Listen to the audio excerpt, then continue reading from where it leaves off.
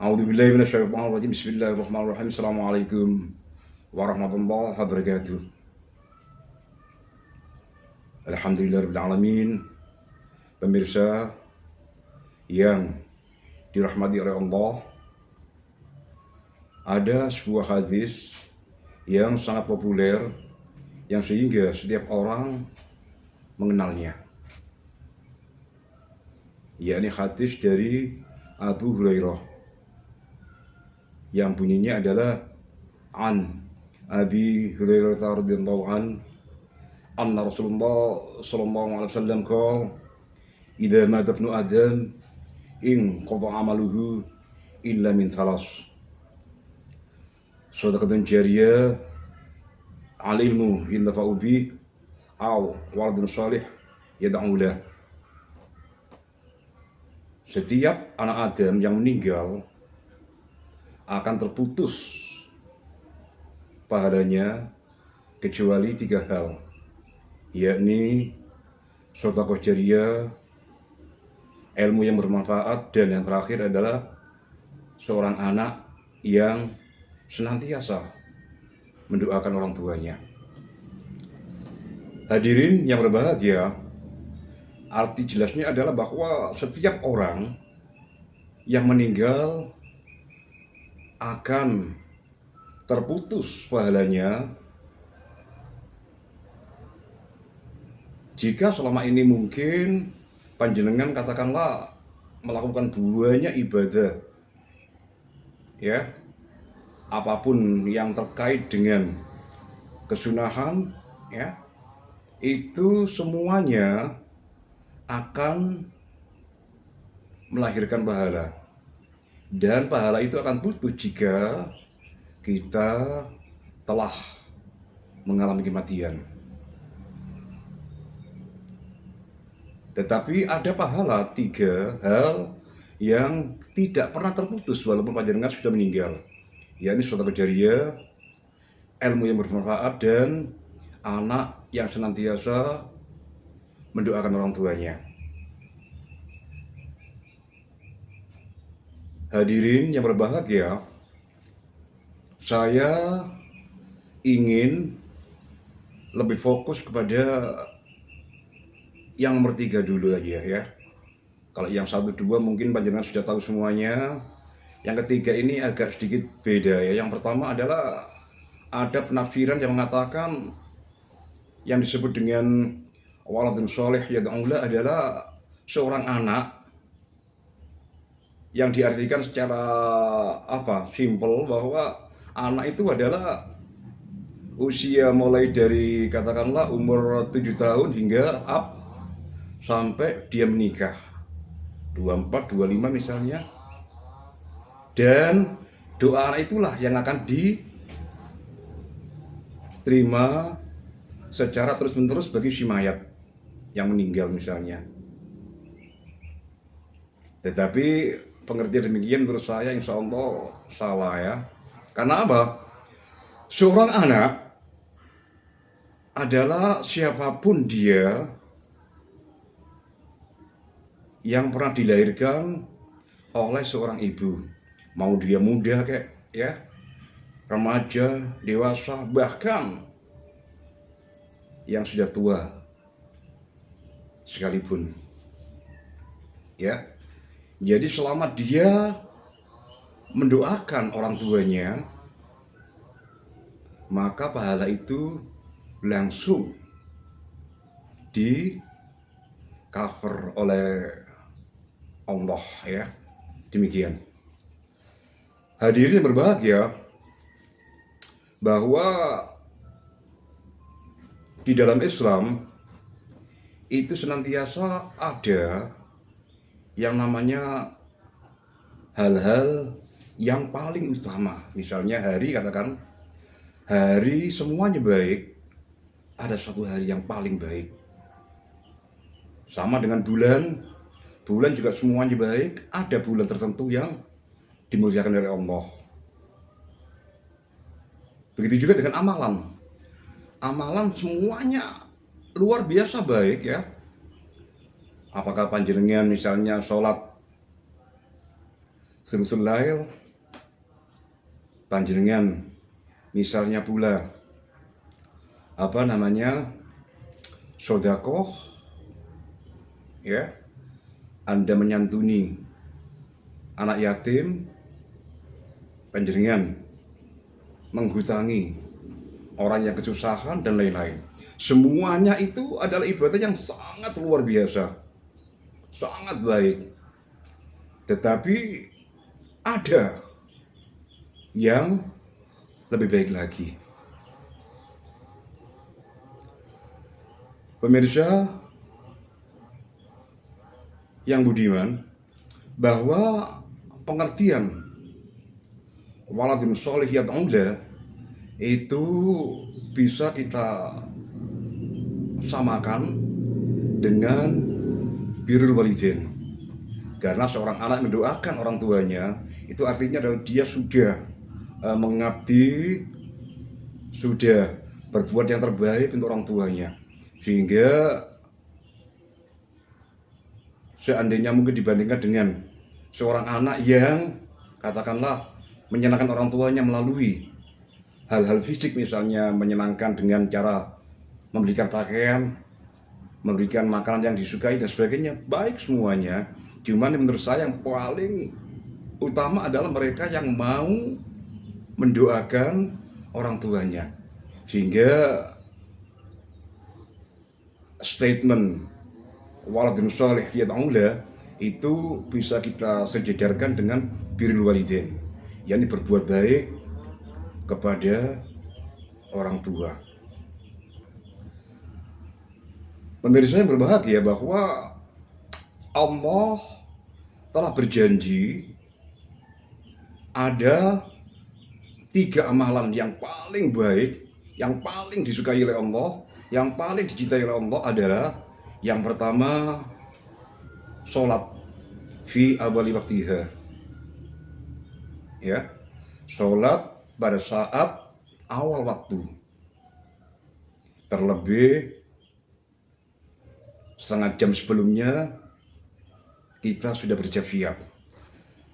Pemirsa, bahwa sholat ini kadang-kadang diartikan lebih beragam, ya, bahwa ada orang sholat yang sekedar sholat, misalnya dia sholat pas duhur atau jam 1 siang, setengah 2, ya, bahkan jam 2, atau bahkan 10 menit sebelum asar. Ini juga bisa dilakukan. Tetapi Allah lebih menyintai orang yang sholat fi awali waktiha, ya, yakni sholat yang tepat waktu setengah jam sebelum manjing misalnya, panjenengan sudah melaksanakannya, menyiapkannya untuk melakukan sholat yang dimaksud. Bisa duhur, asar misalnya, atau maghrib. Dan sholat fi awal waktiha itu adalah merupakan sholat yang paling utama. Disusul kemudian adalah dengan birrul walidain. Jadi kelasnya membagusi atau khidmat kepada orang tua itu nomor 2 terbaik setelah sholat tepat pada waktunya. Dan yang ketiga adalah jihad fisabilillah. Jadi kenapa misalnya kalau saya bandingkan dengan ibadah sunnah, ya, maka birrul walidain ini merupakan sebuah bentuk ibadah yang paling utama. Memang sholat malam pada sulusul lail sangat baik, ya, sangat baik. Begitu juga dengan Anda sedekah. Bahkan sulusul lail ini adalah sebuah amalan sunnah yang mana telah diabadikan di dalam Quran. Nah, ini kan sunnah tetapi ada di Quran. Ini saking mulianya ibadah itu. Sama dengan sedekah misalnya. Sedekah itu konon walaupun panjenengan misalnya melaksanakannya dengan riya sekalipun, ya, dengan dipertontonkan itu tetap nggak berubah pahalanya, ya. Atau juga Anda menolong orang yang lagi kesusahan, orang butuh, Anda hutangi, itu juga luar biasa. Atau juga panjenengan misalnya eh, menolong seseorang yang lagi dalam kelaparan misalnya, itu juga merupakan bentuk amalan sunnah yang sangat luar biasa. Tetapi maaf, semua itu masih kalah dibandingkan dengan birrul walidain. Kenapa? Karena kalau mungkin panjenengan misalnya sholat tengah malam, ya, sholat qiyamul lail, itu kadang-kadang Allah masih bisa melihat motif panjenengan. Misalnya panjenengan sholat malam itu karena katakanlah sekalian kencing misalnya, maaf, atau yang lainnya. Padahal yang diharapkan oleh Allah adalah orang yang sholat malam itu adalah mempersiapkan jauh sebelumnya. Misalnya habis sholat isya, panjenengan berdoa agar nanti malamnya dibangunkan. Nah itu keutamaan yang paling luar biasa di sana. Bukan sekedar sekalian kencing sekaligus sholat malam. Nah ini motifnya agak beda. Sama dengan orang ibadah, sama dengan orang sedekah, ya. Sedekah itu luar biasa, tapi juga masih Allah melihatnya secara latar belakang. Motifnya apa ini orang, ya, sedekah ini, dan dari mana uang yang dipakainya, dan seterusnya. Sehingga disitulah maka baik sholat malam, ya, maupun sedekah maupun menghutangi orang, itu Allah masih melihat motifnya. Tetapi kalau birrul walidain ini insya Allah tidak, ya, insya Allah tidak sesuai dengan janji Allah sendiri, ridhullah birrul walidain, maka ngebagusi orang tua ini adalah merupakan bentuk yang sangat dicintai oleh Allah, yang sangat diharapkan oleh orang tua, terutama mereka yang sudah meninggalkan kita.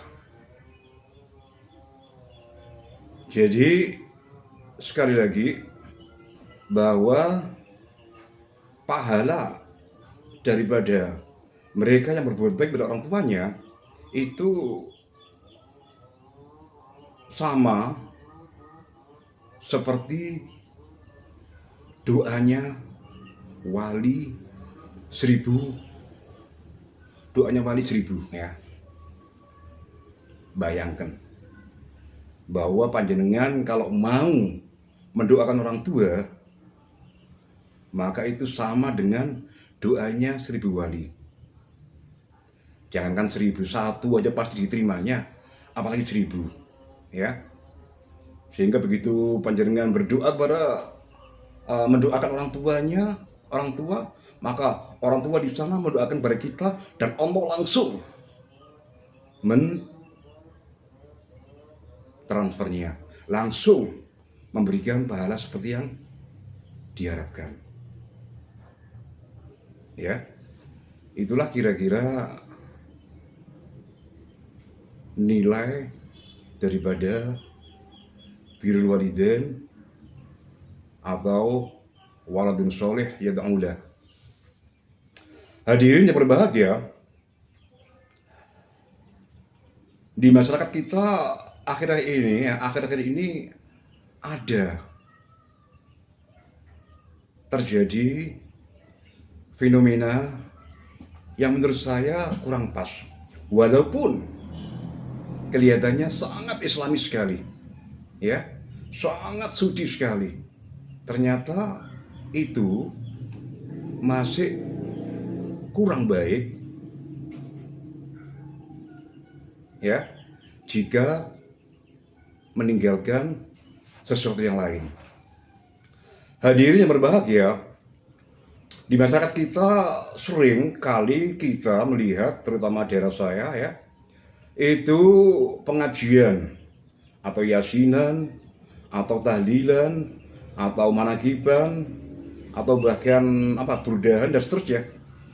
Itu senantiasa ustadznya mengajak entah setahun sekali atau mungkin setengah tahun sekali atau 3 bulan sekali, bahkan ada yang sebulan sekali, menziarahi para wali dan orang-orang suci yang ada. Ya, misalnya menziarahi wali 3, wali 5, wali 9, tergantung daripada kondisi dan finansial yang ada. Atau juga mungkin bagi mereka yang katakanlah nggak ada waktu, mereka cukup ke wali 3 plus menziarahi makam-makam para syuhada atau sholihin atau orang-orang yang dipercaya sebagai orang yang dekat dengan Allah. Misalnya ziarah ke makam Gus Dur misalnya, Romo Hasyim Asy'ari, Romo Abdul Wahab Abdullah, Romo Abdullah Khalid Rasulullah, dan seterusnya. Dan itu sama sekali menurut saya baik sekali, luar biasa hebatnya, luar biasa baiknya. Seperti yang tadi saya bilang bahwa kekasih kalau memohon kepada kekasihnya pasti akan diberi. Jika enggak, itu namanya cinta palsu ya. Sama, kalau panjenengan ke wali satu aja di Ngampel sana, itu pasti apa yang panjenengan niatkan itu akan tercover dengan baik. Karena Sunan Ampel minta kepada Allah mendoakan panjenengan ya. Sunan Ampel meminta kepada Allah dan Sunan Ampel mendoakan jenengan, dan pasti apa yang jadi hajat panjenengan akan tercover dengan baik. Tetapi seperti yang tadi saya bilang bahwa ada ya hal yang kurang pas menurut saya. Kurang pas tadi adalah ketiadaan keseimbangan. Maksud saya adalah silakan panjenengan ke wali 5, ke wali 3, bahkan ke wali 9, sesering mungkin. Bagus itu, sangat bagus. Cuman harus wajib ada keseimbangan. Panjenengan juga melaksanakan ziarah ke makam orang tua Anda. Ya. Ke makam orang tua Anda. Karena apa? Kalau panjenengan misalnya ke wali 5, ke wali 9 seminggu sekali, atau bahkan sebulan sekali, atau minimal 3 bulan sekali, tetapi panjenengan ke makam orang tua sama sekali nggak pernah, itu maka orang tua panjenengan akan berdoa kepada Allah, ya Allah, putra saya meninggalkan saya, putra saya membuat saya sakit hati, putra saya nyuekin saya, dan lain-lain. Sehingga doanya orang tua ke Allah langsung di cover dengan baik, sehingga apa yang panjenengan lakukan ke wali-wali tadi itu sama sekali nggak ada gunanya. Ya, sama sekali nggak ada gunanya. Jangankan panjenengan ke wali 3, wali 5, wali 9, wali 100 pun di Nusantara ini juga akan tertolak jika panjenengan melupakan orang tua Anda sendiri yang sudah meninggal. Jangankan ke wali, bahkan panjenengan ke Rasulullah sekalipun, maka di sana Kanjeng Nabi akan menolak jenengan. Dan Kanjeng Nabi akan bilang, maaf, saya nggak punya hak untuk menyampaikan, untuk menerima doa Anda, karena ini menyalahi pakem. Karena Allah bilang bahwa ridhonullah firidhol walidin, bukan ridhonullah firidhol walidillah, ridhonullah firidhol nabiyullah dan seterusnya. Tidak, tetapi ridhonullah firidhol walidin. Nah ini. Jadi Kanjeng Nabi pun menolak, dan bahkan beliau akan mengatakan demikian.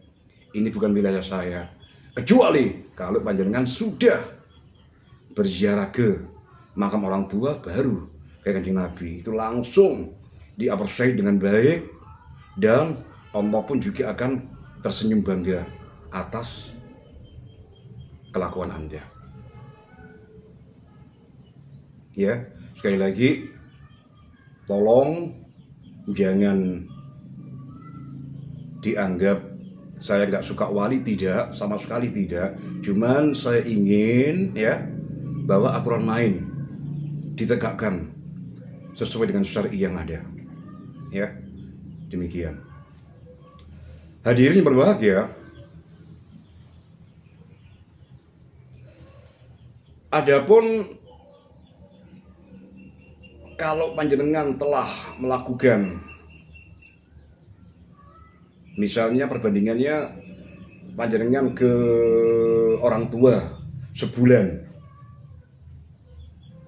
3 kali, maka usahakan panjenengan ke waliullah minimal 2 kali, maksimal sama ya, maksimal sama. Ke orang tua 3 kali, ke waliullah 3 kali, itu ideal ya, itu ideal. Karena apa?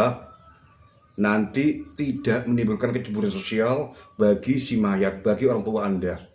Sekarang nggak jauh-jauh ya, kalau panjenengan misalnya sekarang katakanlah Anda putranya orang tua, namanya Fulan ya, dan Fulana. Kemudian Anda punya rezeki ya, membelikan apapun yang luar biasa baiknya, tetapi bukan Anda serahkan ke orang tua Anda, tetapi ke misalnya saudara orang tua Anda, misalnya ke paman Anda, ke bude Anda. Ini pasti orang tua Anda kan cemburu loh. Ya apa sih karepe anakku ini cilik digedekno, wis gede di sekolah no, setelah pandai kok seperti ini kelakuannya. Nah, ini kan menjadikan orang tua cemburu. Sama dengan waktu ketika beliau orang tua ini di alam kubur sana. Kalau beliau sudah gak bergendak, maka dia langsung berdoa kepada Allah, tolong di-cut seluruh amalan putra saya. Karena putra saya adalah menyakitkan hati saya. Dia berjalan gak sesuai dengan koridor yang telah engkau bikin ya Allah, ya Rasulullah. Demikian kira-kira. Hadirin yang berbahagia, kalau mungkin panjenengan ingin mengetahui bahwa bagaimanakah proses penerimaan doa dari anak ke orang tua, dan orang tua langsung ke Allah, Allah langsung ijabah. Itu kira-kira sama dengan seperti panjenengan kalau mengupload ya sebuah file apapun, itu seperti demikian. Panjenengan berdoa kepada orang tua langsung juga meminta kepada Allah, Allah langsung menguploadnya melalui server yang namanya cash and carry, sehingga pada saat yang sama Anda akan mendapatkan apa yang menjadi hak Anda. Seperti panjenengan kalau belanja ke supermarket ya, itu di supermarket sana itu juga berlaku hukum cash and carry. Ada uang, ada barang ya, sama dengan Allah, ada doa, ada pahala, dan kecepatannya jauh lebih hebat dibanding kecepatan yang ada di supermarket. Karena di supermarket mungkin banyak antri lah, ini itu segala macam. Kalau Allah tidak ya, Sehingga panjenengan gak usah khawatir dan panjenengan harus tetap yakin bahwa itu pasti terjadi. Sekali lagi, ridho Allah, ridho walidain, ya. Kalau sudah orang tua berdoa kepada Allah, maka Allah pasti akan mengabulkannya. Dan ini berlaku juga dengan secara sebaliknya. Kalau panjenengan menyakiti orang tua, juga Allah akan tersakiti dan tidak akan pernah mengabulkan doa-doa Anda. Hadirin yang berbahagia, saya ingin mengakhiri video ini dengan sedikit warning kepada kita semuanya yang usianya rata-rata 50-60 tahun, ya. Hadirin yang berbahagia, bahwa kita di dalam beribadah hendaknya selektif. Artinya apa? Kita hendaknya lebih mendahulukan apa-apa yang menjadi prioritas Allah kepada kita. Tadi janjikan bahwa ibadah yang paling utama adalah sholat fi awal waktiha. Itu bagi yang wajib, ya. Sehingga panjenengan kalau melakukan itu, insya Allah panjenengan akan selamat hingga sampai Shirathul Mustaqim nanti, ya. Sebaliknya, kalau kita ibadahnya ngawur, tidak mendahulukan skala prioritasnya Allah, maka nanti kita akan buang-buang waktu, sementara umur kita sudah gak panjang lagi. Ya, umur kita sudah gak panjang lagi. Sehingga di sini perlu adanya sebuah timbang menimbang mana yang perlu didahulukan dan mana yang tidak. Ibadah sunnah itu banyak sekali ragamnya.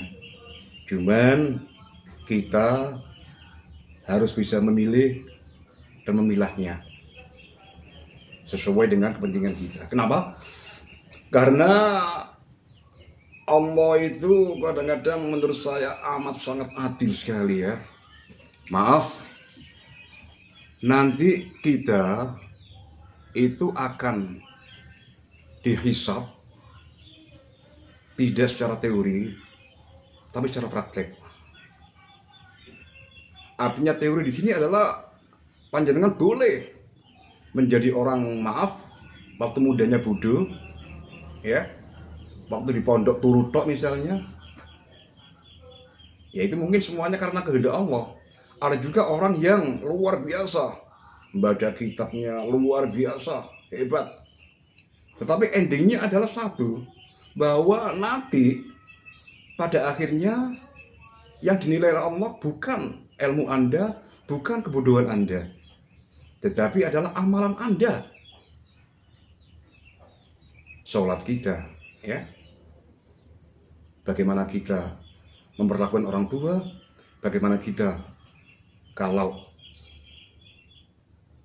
bergerak di sepertiga malam, atau mungkin bagaimana interaksi kita dengan sesama, bagaimana sikap kita pada orang yang lebih tua, dan bagaimana sikap kita memperlakukan anak-anak muda, dan seterusnya. Itu merupakan bentuk yang nanti akan dinilai. Sekali lagi, bukan ilmu Anda, bukan apakah Anda itu orang pandai, bukan, Anda orang bodoh, bukan, sehingga nanti di sini akan menjadi semacam apa?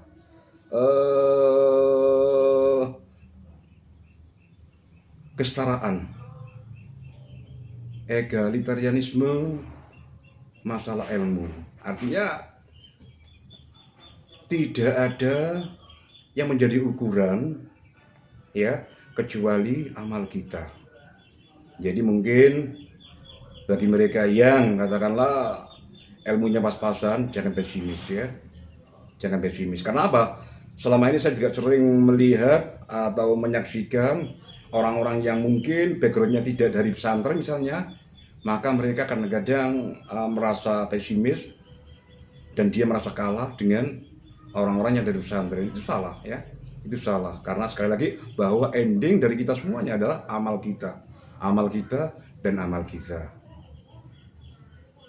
Walaupun sekecil biji zahro atom misalnya, maka nanti kelak kita akan menyaksikannya. Sekian dari saya.